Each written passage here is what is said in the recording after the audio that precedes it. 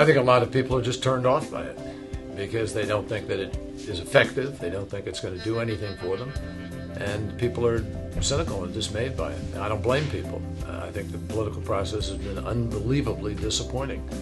When people are lied to, when the issues of real concern are not properly addressed, when the truth isn't told, it's pretty dismaying to people. A lot of people find other things to do.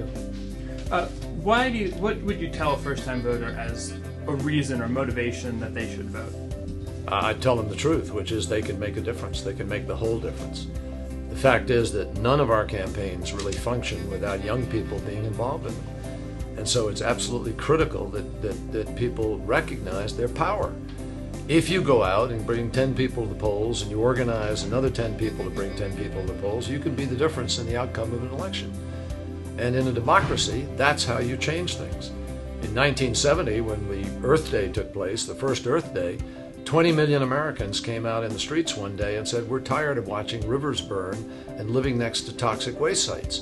And then they targeted 12 congressmen, and 7 of those 12 were beaten. That sent shivers through the United States Congress. And the result was we passed the Clean Air Act, we passed the Clean Water Act, Safe Drinking Water Act, Coastal Zone Management Act. Richard Nixon signed the EPA into existence. We didn't even have an EPA in America prior to that. That happened because voters, mostly young people, made the difference. And so I say to people, believe in yourselves, believe in your power. And if you go out and organize and make people take the real issues into the ballot box with them, we change America.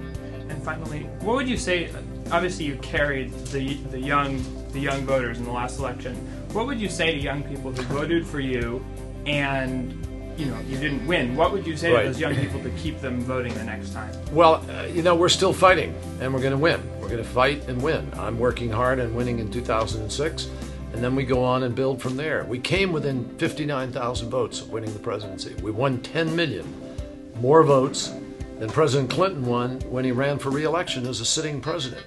We exceeded our goals in every precinct in America. We won the popular vote in the battleground states by 2 percentage points.